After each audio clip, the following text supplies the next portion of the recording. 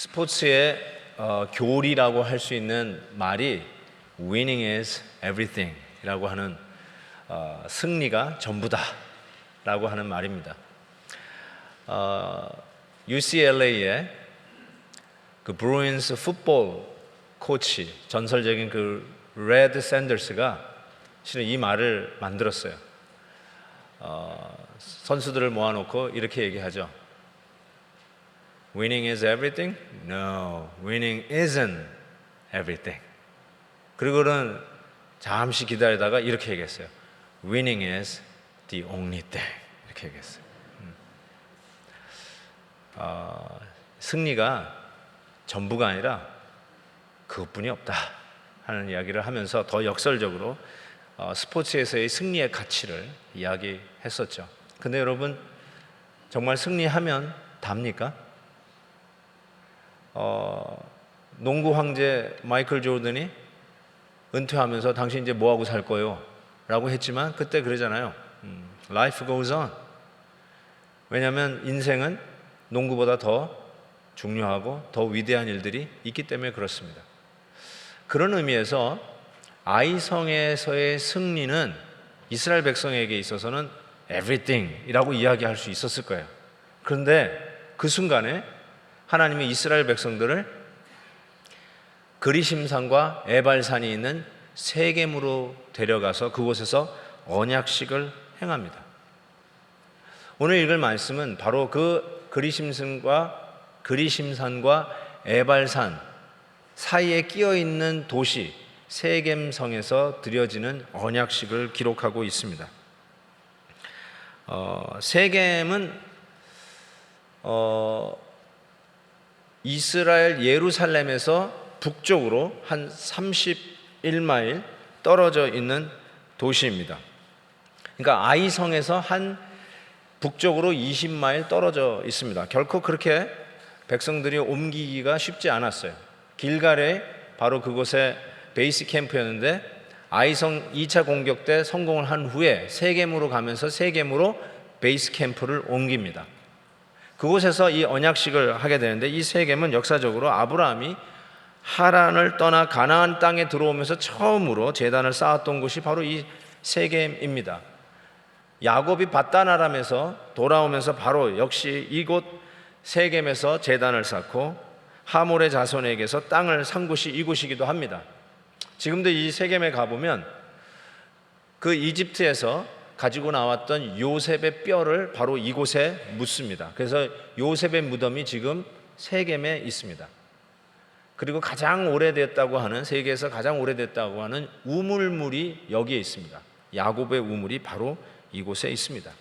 그리심산, 여러분 아시죠? 사마리아인들이 자기네들이 예루살렘에 갈 수 없어서 지었던 성전은 바로 그리심산에 있었습니다. 바로 그곳으로 하나님이 그 승리의 계가를 부르면서 승전보를 알리며 그 기세를 몰고 가나안에 남아있는 성들을 치러 올라갔어야 할 그 순간에 하나님은 Winning isn't everything, 승리가 다가 아니다 하는 메시지를 던지는 차원에서 세겜 땅에 와서 언약식을 하는 것입니다. 이 언약식을 보면서 우리가 얻는 교훈들이 있습니다. 첫 번째로 우리가 얻을 수 있는 교훈이 무엇이냐면 이 언약 체결식에 이스라엘 모든 백성이 다 참여했다는 거예요. 한 사람도 빠짐없이 참여했다라고 합니다. 오늘 본문 33절에 보니까 온 이스라엘과 그 장로와 유사들과 재판장들과 심지어는 본토인뿐 아니라 이방인까지 aliens and citizens alike, 이방인들까지도 이 언약 체결식에 들어와 있었다는 사실입니다. 35절에는 더 분명하게 밝히는 것은 당시 사람의 수, 죄송하지만 카운트도 안 됐던 사람들까지 리스트를 하고 있는데 여호수아가 이스라엘 온 회중과 여인과 아이와 그들 중에 동거하는 객, 즉 aliens, 이방인들까지도 그 안에 있었던 것을 분명히 하고 있었습니다. 여러분, 여기에서 주시는 메시지가 무엇입니까? 모든 사람이 빠짐없이 이 세겜의 언약 체결식에 함께 했었다는 이 의미가 무엇입니까?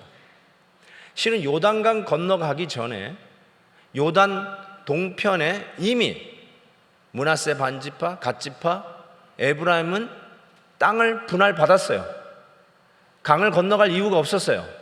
같이 가서 여리고성, 아이성 공격에 동참할 이유가 없었어요. 그러나 그들은 강을 건너서 같이 전쟁에 동참합니다. 같이 싸웁니다.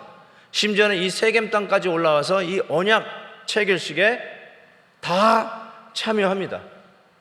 뭘 의미하는 겁니까? 바로 교회는 이와 같이 공동체라는 거예요. 한 방향으로 가고 같이 가고 비전이 같고 똑같은 방향을 향해서 걸어가는 비전 공동체라는 것을 가르쳐 주고 있다는 사실입니다. 이미 이 부분은 계속해서 이 여호수아 강해를 하면서 나타나는 부분이기도 합니다. 또 반복해서 또 주는 거예요. 여리고성을 허물고 아이성을 공격한 이후에 수많은 가나안 땅을 정복해야 할 숙제를 남겨놓고 다시 한번 우리가 공동체라는 것을 가르쳐 주고 있어요. 여러분, 다시 한번 말씀드립니다.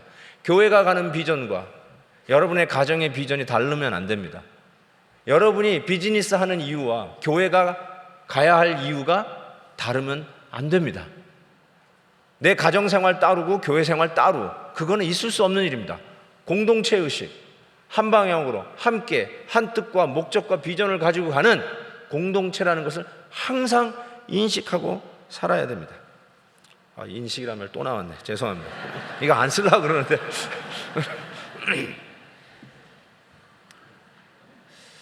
한 가지 생각해 보고 싶은 것은 그 앞에 그리심산과 에발산이 있었어요. 거기서 하나님께서 뭘 지시를 하냐면 천련장으로 다듬지 않은 돌로 에발산에다가 제단을 쌓으라고 31절에 기록하고 있습니다. 나는 이게 무슨 말인가 처음에는 그냥 주위에 보이는 돌 그냥 무조건 집어가지고 그냥 제단을 만들라 라고 생각을 했어요.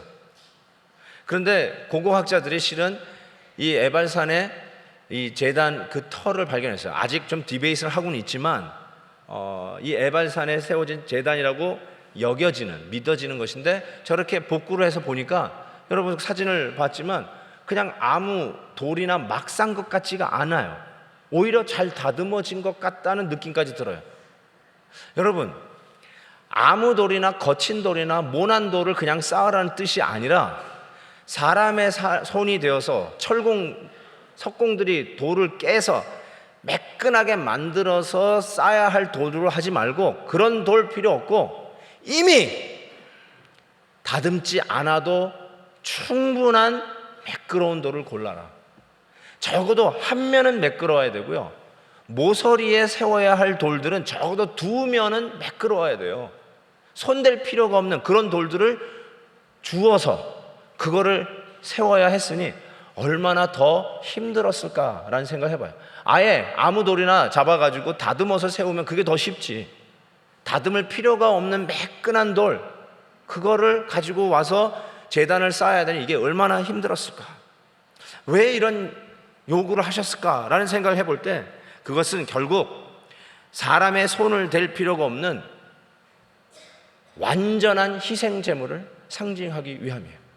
하나님이 바로 이스라엘 백성들과 언약을 체결하면서 사람이 인공적인 것이 가미될 필요가 없고 인간적인 냄새에 들어갈 필요도 없고 어떤 manipulating, artificial한 거 필요 없는 그냥 처음부터 끝까지 완전한 하나님의 희생 제물로 드려지는 바로 그 언약 체결식을 하라는 것이죠.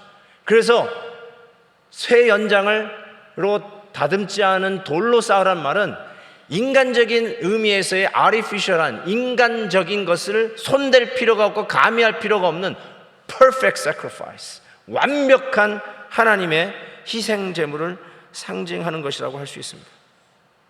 그리고는 그 제단에 하나님의 율법을 새겼어요. 신명기에서 모세가 지시한 말을 생각해 보니까 회치를 하고 그 위에다가 율법을 새겼다고 적혀 있어요. 이건 무엇을 의미하냐? 그 제단의 핵심이 뭐냐? 하나님의 말씀이라는 뜻이에요. 그 하나님의 말씀을 하나도 빠뜨린 것이 없이 다 적었다고 이야기를 하고 있습니다. 그것을 그 제단에 전부 새겨 적어 놓았습니다.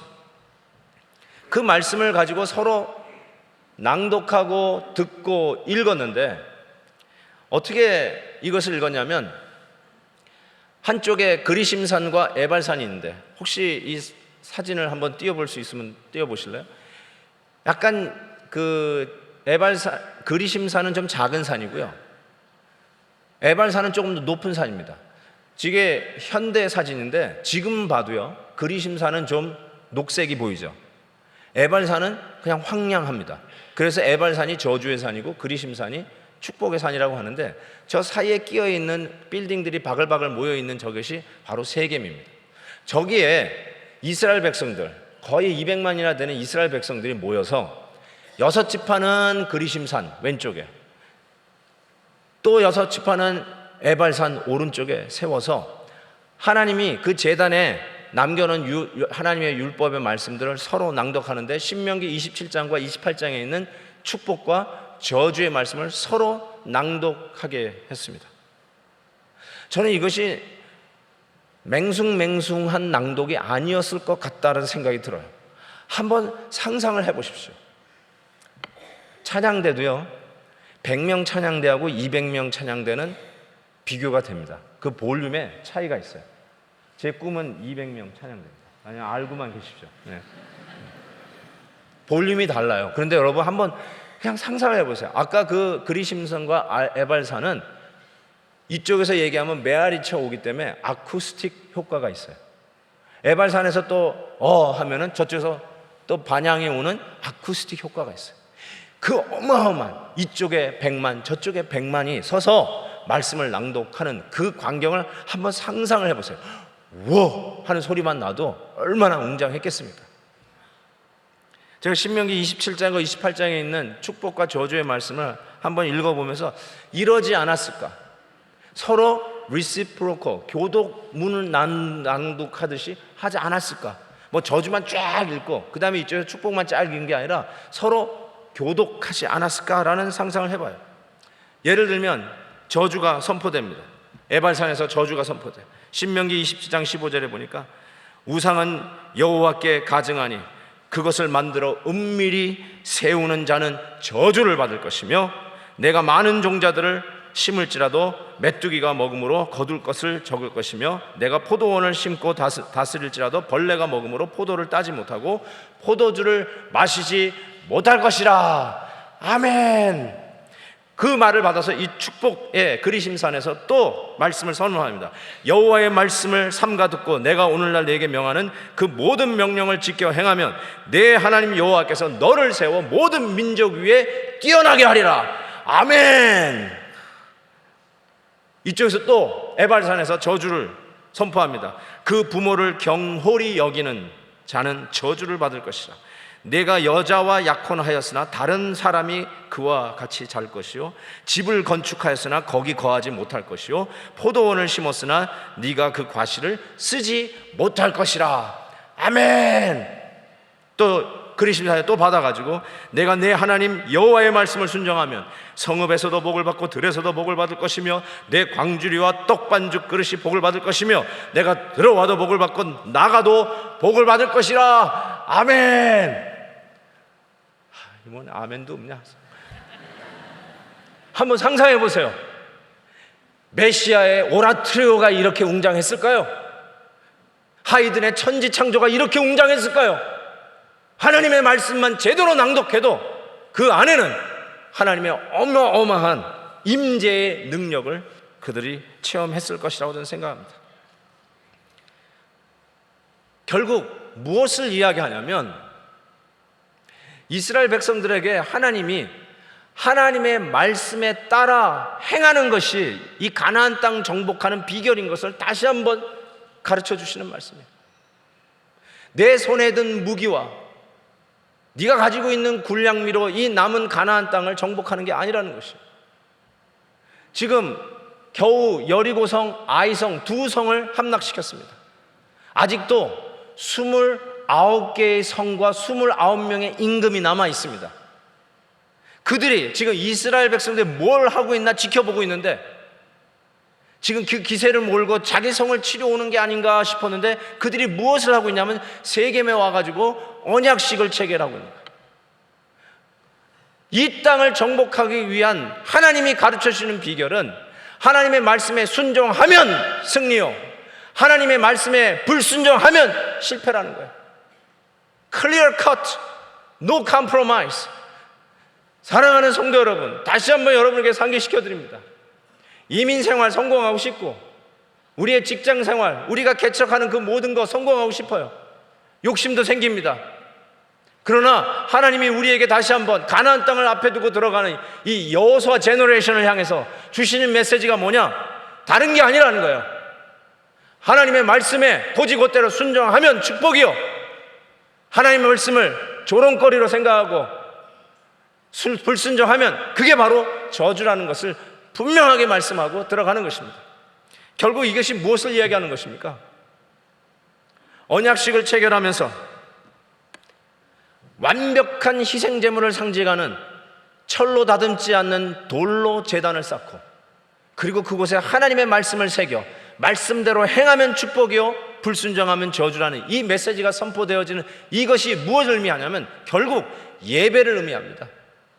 예배가 우리의 삶 속에 가장 중요하다는 것을 가르쳐 주고 있는 것이죠. 예배가 우리의 모든 일의 중심이 되어야 됩니다. 예배가 나의 모든 삶의 우선순위가 되어야 합니다. 예배가 제일 중요한 거예요. 무슨 일이 있어도 예배를 타협하지 말라는 겁니다. 여러분, 예배를 잘 보세요. 요단강을 건넌 후에 돌무대기를 쌓아서 예배드렸어요. 돌을 쌓았다는 말은 전부 예배입니다. 길갈에 가서 할례를 행하고 유월절을, 명절을 지켰어요. 거룩한 명절을 지켰어요. 예배입니다. 아이성 1차 공격 때 패배했어요. 패배하고 나서 아간과 그의 자녀들을 처단하고 악을 골짜기에서 역시 돌무리를 쌓았습니다. 예배입니다. 아이성 2차 공격 후에 승리한 후에 지금 이 백성들이 전부 다 20마일 북상 세겜 땅 그리심산과 에발산으로 나누어 뭘 하고 있는 겁니까? 예배입니다. 이스라엘 역사의 성공과 실패 사이가 예배였습니다. 성공했느냐 실패했느냐가 중요한 게 아니에요. Winning or losing, 그게 중요한 게 아니란 말이에요. Winning is not everything. Life is a lot more deeper, more profound. 훨씬 더 심오하고 크고 넓은 영역이 우리 인간의 삶이에요. 그래서 승리와 삶의 사이에 하나님이 마치 시줄과 날줄로 옷감을 짜듯이 우리의 인생에 하나님을 향한 신비한 그 하나님의 임재 의식 속으로 나아가도록 하나님의 거룩한 옷을 입히는 그 베이직 머티리얼이 뭐냐? 예배예요. 여러분, 우리의 삶 속에 있는 승리와 우리의 삶 속에 있는 실패가 의미를 가지고 하나님 앞에 나아가는 시줄과 날줄로 짜는 옷감의 재료로 쓰임받기 위해서 해야 할 일이 무엇이냐? 예배예요.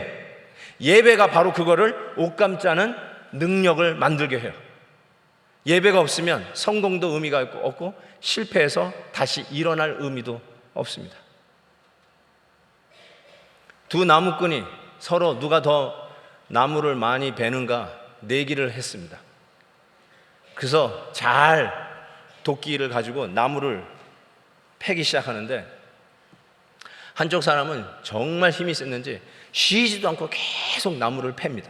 그래서 그냥 어떨 땐 톡 치면 나무가 툭툭 넘어갑니다. 또 한 사람도 역시 나무를 열심히 패는데 이 사람은 패다가 쉬어요. 지금 저 사람과 경제 더 한 나무라 더 잘라야 되는데 쉬고 있어요. 근데 쉬는 동안 뭘 하냐면 도끼날을 갑니다. 그리고 또 자르다가 또 쉬면서 또 도끼날을 갑니다. 근데 이쪽 사람은 꾸준하게 쉬지도 않고 계속 나무를 뱁니다. 다 끝났어요. 끝나고 났더니 누가 더 나무를 많이 뱄냐면 쉬면서 도끼날을 가른 사람이 훨씬 많은 나무를 베었어요. 여러분, 예배가 도끼날을 가는 시간이에요. 지금 적들이 보기에는 지금 이스라엘 백성들이 지금 웃기는 짜장면 같이 보일 거야. 지금 쟤들 뭐 하고 있냐? 지금 무기를 더 만들고 말이죠. 군량 및 비축하고 전열을 가다듬어도 시원치 않은 판에 지금 쟤네들 저기서 지금 뭐 하고 있는 거냐? 여러분, 예배가 어떨 땐 가장 소극적으로 보여요. 그래서 심지어는 예수 믿는 사람들 이런 말을 해요. 야, 지금 예배 드릴 시간 없어. 야, 지금 기도할 여유가 어딨어? 일단 이거부터 해야 돼. 예배 볼 여유가 없다. 예배 드릴 시간이 없다. 지금 예배 드릴 때가 아니야. 지금 이러고 있을 때가 아니야. 지금 기도하고 있을 때가 아니야. 이런 말을 크리스천도 서슴지 않고 하는데, 여러분, 가장 정적이고 소극적인 것 같은 이 예배가 하나님이 지금 29개 도성의 29명의 왕이 그들을 이글거리는 눈으로 지켜보고 있는 이 순간에 무슨 메시지를 전하냐면, 칼 들고 나가 싸우는 것보다 지금 이 예배 드리는 이 시간이 더 적극적이고 더 공격적이라는 말씀이에요. 왜 아멘이 없습니까? 예배에 타협하지 마세요. 그런 의미에서 여러분, 아무리 아파도 그냥 예배는 드리고 아프겠다, 그런 마음 가지세요. 내가 탈레놀을 서너 개 먹더라도 예배 드리고 나서 가서 들어 누웠겠다, 이런 마음 가지세요. 아멘 좀 하세요. 오늘 아침에 병원에 들어가서 입원해야 되는데 그때 반드시 얘기하세요. 나 예배 드리고 가서 입원하겠다. 그런 정도로 예배가 더 중요하다는 거예요. 그런 마음 가지세요. 링게를 꽂고라도 내가 교회 가겠다, 그런 마음 가지시란 말이에요. 왜요? 예배가 우리의 인생의 실패와 성공을 시줄 날줄 삼아 하나님의 신비에 들어가는 옷감을 짜는 바로 그 능력이 예배 안에 있듯이, 사랑하는 성도 여러분, 예배에 목숨을 거십시오. 찬양대원들, 예배에 목숨 거십시오. 그래가지고 되겠어요. 목숨 거십시오.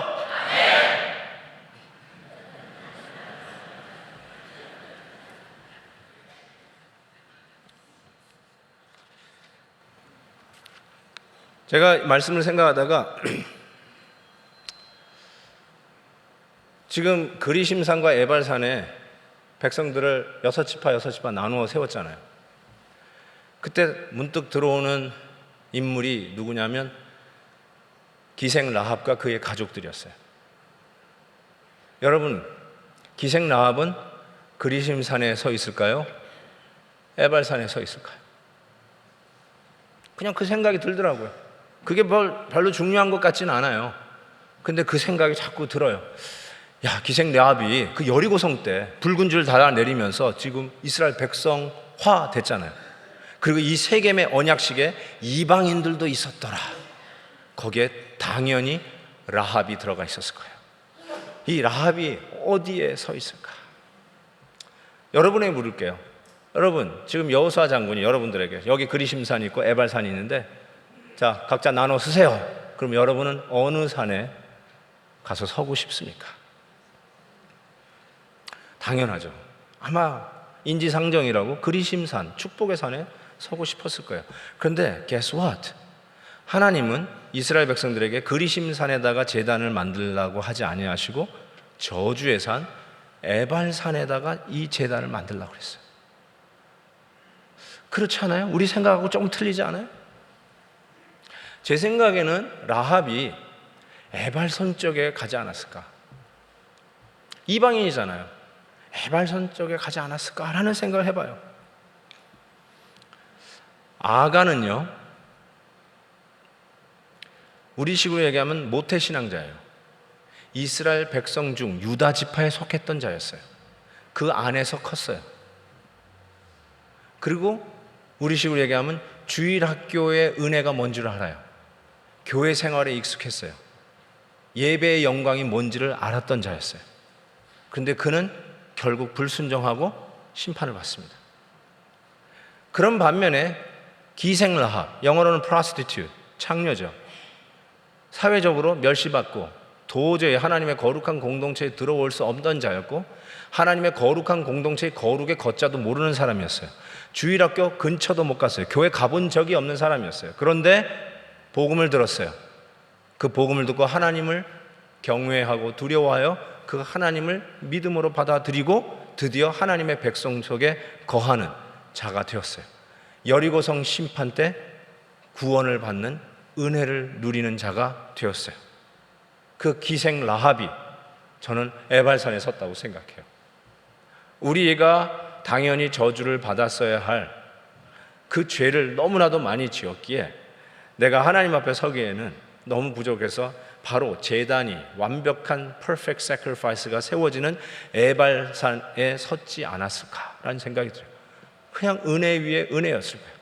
여러분, 기생 라합이 보아스의 어머니입니다. 보아스는 룻과의 사이에서 누구죠? 이새의 아버지를 낳았어요.